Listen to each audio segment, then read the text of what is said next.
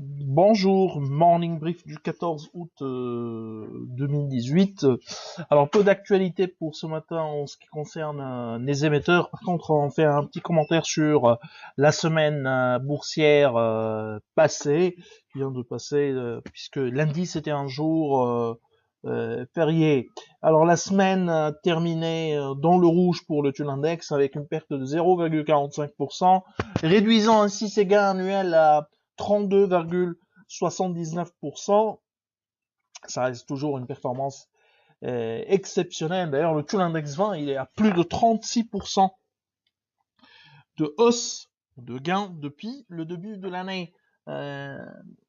Alors, en ce qui concerne les principales hausses de la semaine, les ICF gagnent 14,70%. Sotrapil, qui touche des niveaux très élevés, 18 dinars avec une hausse de 12,42 dinars, 42%. UBCI gagne 11,67% et Tawasol qui prend 8,10%. Pour ce qui est des baisses Electrostar avec des chiffres, les derniers chiffres sont inquiétants, perd 11,87%, UADH recule de 8,79%, Simpar, et là ce sont les difficultés de l'immobilier qui pèsent, Simpar qui recule de 8,77%, Tuninvest Sicar perd 5,98% et Office Plast qui lâche 5,41% sur la semaine.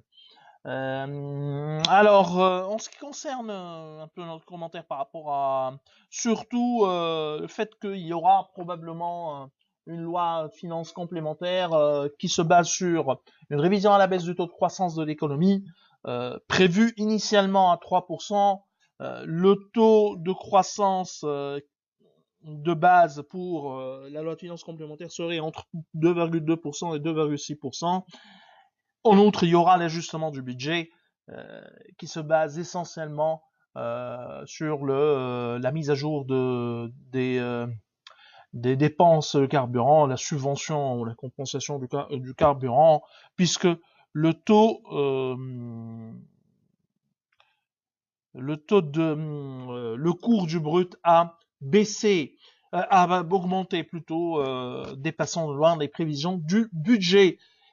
Autre également commentaire sur le déficit commercial de la Tunisie qui s'est creusé au cours de ce mois de juillet, avec un déficit au cours de ce mois qui a augmenté de 1,7 milliard de dinars contre 1,5 milliard de dinars un mois auparavant. C'est un nouveau record, 1,7 milliard.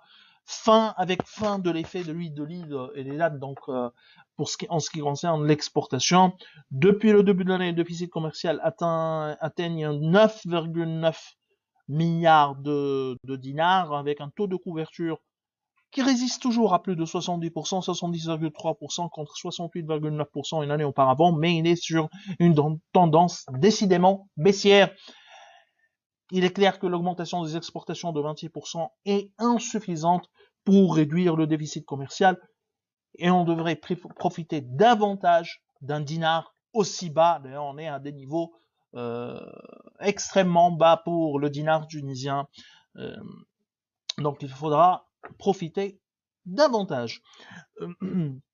C'est ce qu'on a comme actualité pour ce matin. Donc, bien sûr, il est prévu une activité à tonnes, d'une manière générale, puisque on est en proximité de la fête de l'Aïd prévue pour le mardi prochain. Donc, je vous souhaite un bon début de semaine. Au revoir. À demain.